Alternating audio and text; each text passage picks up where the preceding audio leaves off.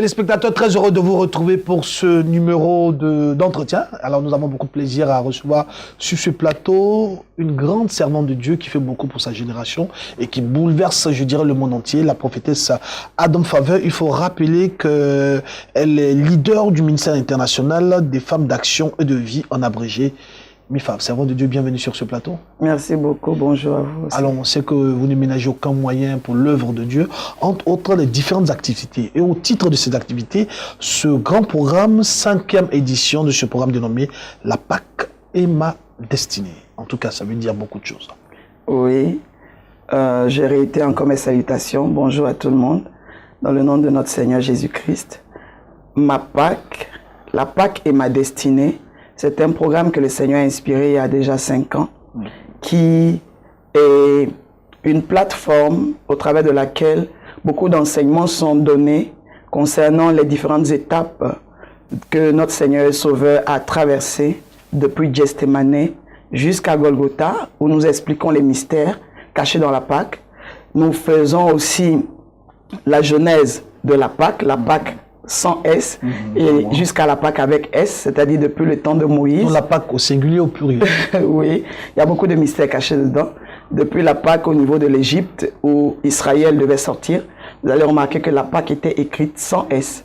Et quand nous sommes rentrés maintenant dans la plénitude de l'exaucement de la parole, où Jésus-Christ, même l'agneau immolé, est venu, vous allez constater que nous écrivons la Pâque avec S. Il y a beaucoup de mystères. Vraiment, vous avez parlé de beaucoup de mystères, beaucoup d'enseignements autour. Alors, c'est ce qui justifie ce thème. Et l'ange roula la pierre. Est-ce qu'on peut avoir un aperçu de ce thème qui est d'une certaine envergure? Oui, c'est un thème que j'aime beaucoup.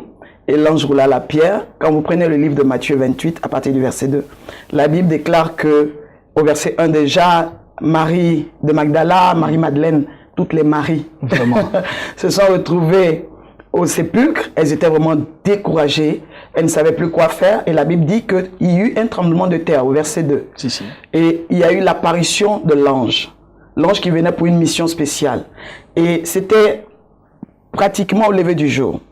Il y avait des gardes qui étaient positionnés afin de pouvoir intercepter ou empêcher toutes sortes de témoignages glorieux encore pour les chrétiens et surtout dans le nom de Jésus-Christ.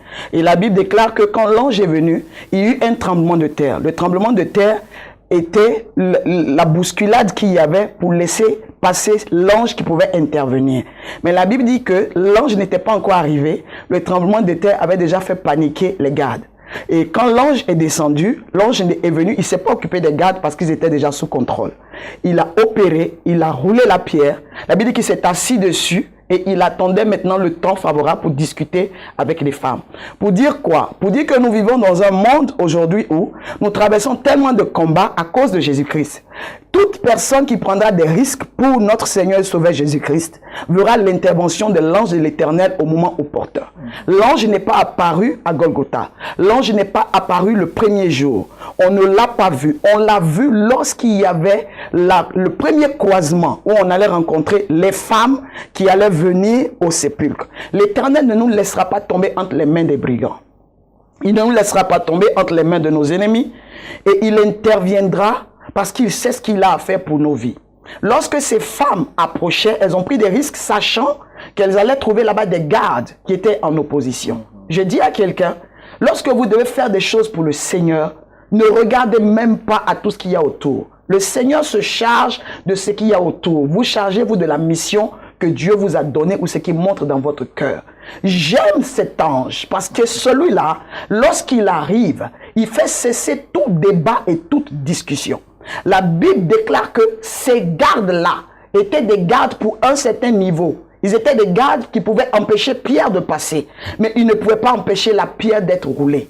Il y a une pierre d'opposition. Il y a une pierre pour empêcher l'exaucement de la gloire de Dieu dans ta vie. Le relâchement, l'explosion dans ta vie que l'ennemi a positionné. Et l'ennemi a mis des gardes afin qu'aucune intervention, quel que soit le niveau, ne puisse emmener la gloire à se révéler. Mais la Bible déclare que l'intervention était une intervention qui n'était pas prévue par l'ennemi. Les gardes n'avaient pas prévu. Les gens au sommet de l'État n'avaient pas prévu cette intervention. Et je déclare dans la vie de quelqu'un cette journée que l'ange qui interviendra dans ton histoire n'est pas un ange avec lequel on blague ou un ange qu'on connaît.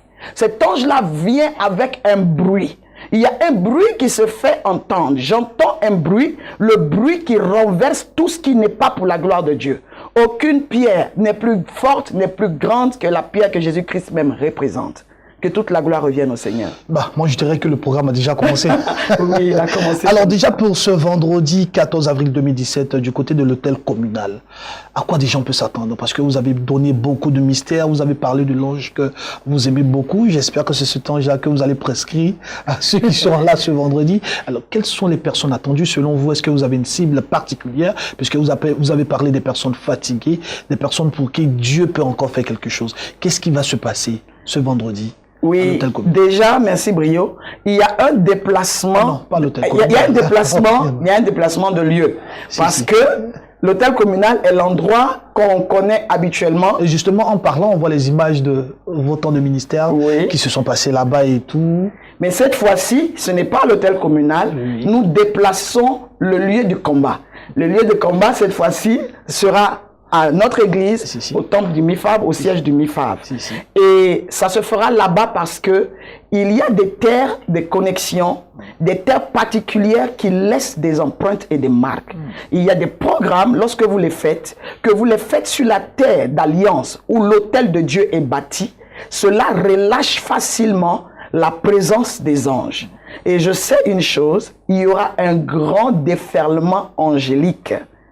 Il y aura un grand vent angélique qui se produira au cours de ce programme. D'accord, nous avons bientôt fini cet entretien. Alors, est-ce qu'il y a des dispositions à prendre? Est-ce qu'il faut venir à jeun? Parce que la dernière fois, il y avait une couleur pour la tenue. Est-ce qu'aujourd'hui encore, on vous reconnaît à travers ça? Non, cette fois-ci, nous venons comme nous sommes. D'accord. Nous venons parce que c'est en fait la Pâque, c'est l'anniversaire de la libération. Et ce n'est pas maintenant que Jésus sera libéré, il est déjà libéré. Nous venons préparer l'anniversaire parce que l'anniversaire, ça sera dimanche. Mais nous venons déjà par la veillée préparer l'anniversaire pour dire que nous avons un grand Dieu vraiment qui s'est donné, qui a mis sa gloire à côté. Et les images dont vous parlez, ce sont les images des programmes qui ont déjà eu lieu où les anges se sont encore manifestés. Beaucoup de vies ont été restaurées. Prophétesse, nous sommes pratiquement à la fin de cet entretien. Les téléspectateurs vous suivent, on vous connaît pour vos enseignements très enlevés, on vous connaît aussi pour la profondeur, la dimension de vos temps de ministère.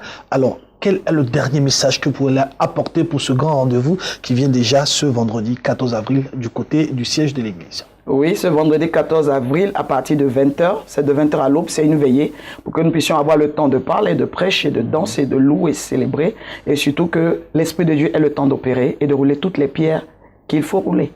Et ce programme-là aura lieu effectivement au siège de notre église, à la Riviera 3, à 300 mètres après le carrefour dénommé barrage de l'époque, à 300 mètres avant le nouveau camp militaire.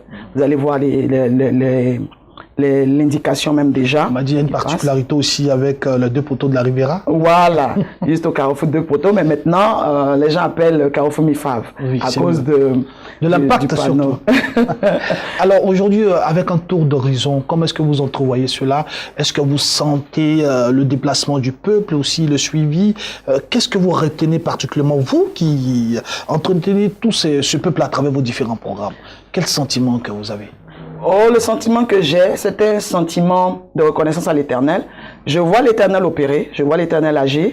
Je suis surtout contente quand j'entends les gens dire « Maman, tu as prêché tel message et dans le message que tu as prêché, tu as dit ceci. » Je constate que les gens n'écoutent plus pour écouter, ils comprennent. Et lorsque les gens comprennent, ça forme des hommes et des femmes très forts.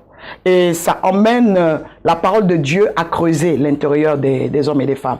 Nous ne faisons pas forcément un bilan maintenant, parce que la chose de Dieu, c'est une chose évolutive.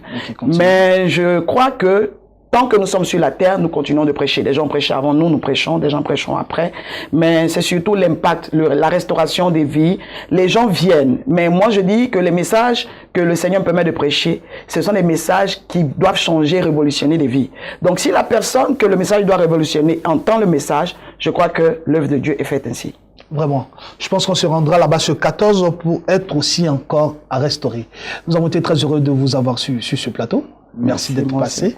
Alors, téléspectateurs, ici prend enfin ce numéro d'entretien avec la prophétesse Adam Faveur. Il faut rappeler qu'elle est leader du MIFAV, Ministère International des Femmes d'Action et de Vie. Un rendez-vous est donné ce vendredi 14 avril 2017 du côté du siège, bien sûr, Riviera Palmeraie, après barrage 300 mètres avant, c'est ça, avant le nouveau camp. Oui, et les contacts. D'accord, très rapidement les contacts pour ceux qui sont à l'extérieur de la Côte d'Ivoire, précédez cela de 00225 07 21 14 58 et ensuite 00225 03 84 84 76.